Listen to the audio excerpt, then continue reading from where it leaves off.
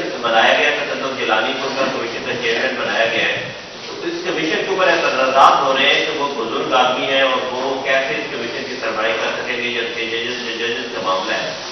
इस पर क्या कहेंगे, गवर्नमेंट सोच रही है इन डिओज को चेंज करने के बाद?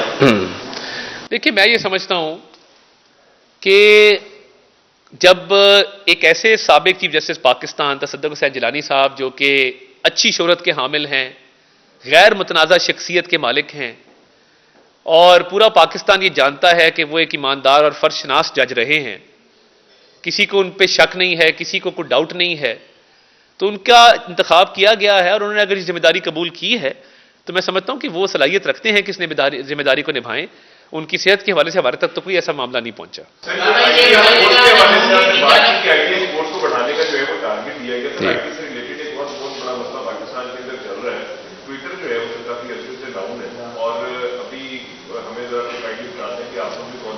देखिए, तो आईटी एक्सपोर्ट्स की बात की, आईटी एक्सपोर्ट्स को बढ़ाने के हवाले से बात की, और मेरी कोशिश है, हम मिनिस्ट्री ऑफ आईटी के साथ मिलकर कोशिश करेंगे कि ये तमाम प्लेटफॉर्म्स जो हैं, वो एक्स है, वो फेसबुक है, वो टिकटॉक है, वो इंस्टाग्राम है, इनके दफातर पाकिस्तान में खोले जाएं। कोऑर्डिनेशन भी आसान होती है, पाकिस्तान में जॉब्स भी क्रिएट होती हैं, और मैं समझता हूं इन मसाइल का हल मौजूद है। इंशाअल्लाह ताला ये तमाम मसाइल हल होंगे।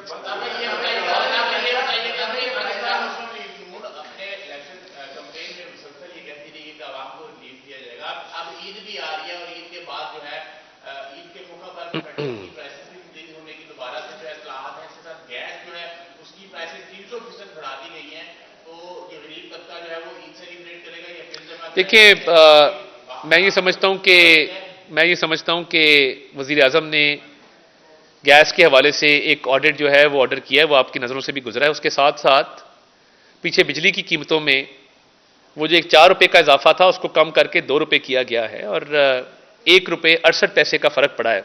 बिजली उससे सस्ती हुई है, बाकायदा उसकी प्रेस रिलीज भी एक जारी की गई थी, मैं आपसे वो डॉक्यूमेंट अभी शेयर भी कर लूँगा।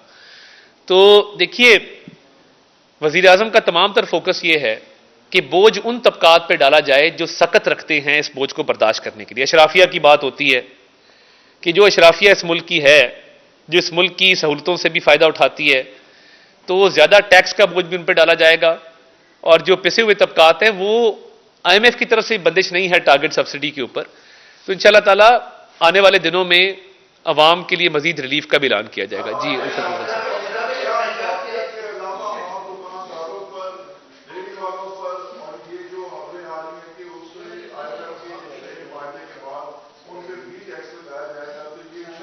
नहीं, देखें, एक इस मुल्क में ब्लैक इकॉनमी है और हम सब जानते हैं। देखें, बात सीधी करनी चाहिए, अनडॉक्यूमेंटेड इकॉनमी को डॉक्यूमेंट करना जो है वो जरूरी है।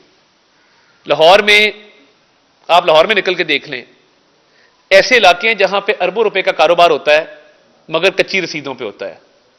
अब उसका नुकसान किसको हो रहा है? आपको और मुझे हो रहा है। टैक्स हम अदा कर रहे हैं ना, मगर वो अरबों रुपए का कारोबार कई जगह पे होता है और उसका कोई डॉक्यूमेंटेशन नहीं है। अनडॉक्यूमेंटेड या ब्लैक इकॉनमी हमारा बहुत बड़ा मसला है। ये टैक्स ऐसे नहीं है कि बस किसी पे भी लग रहा है। टैक्स नेट में हमें लोगों को लाना होगा, और टैक्स नेट में लोगों को इंकरेज करना होगा। जब पंजाब रेवेन्यू अथॉरिटी बनाई गई, रेस्टोरेंट्स और कैफे जो है वो कच्ची रसीदें इशू करते थे, उसको इंसेंटिवाइज किया गया कि जो रिपोर्ट करेगा उसको कोई ना कोई नाम या कोई ना कोई इंसेंटिव दिया जाएगा। अब आप देखिए, पूरा सिस्टम उसका इलेक्ट्रॉनिक हो चुका है, रेस्टोरेंट्स कैफेज का। तो ये टाइम के साथ साथ टैक्स नेट में टैक्स कितना किसने देना है वो अशराफिया ने ज्यादा देना है, मगर टैक्स नेट के अंदर अगर 1% टैक्स देने वाला भी शामिल होगा, कम से कम उसकी शरह तो बढ़ाई जाए ना। इस वक्त जो परसेंटेज है टैक्स पेयर्स की, आप देखें तो आपको हंसी आएगी कि कितनी लो परसेंटेज है टैक्स पेयर्स की। तो टैक्स नेट को बढ़ाना मकसूद है। गरीब आदमी पर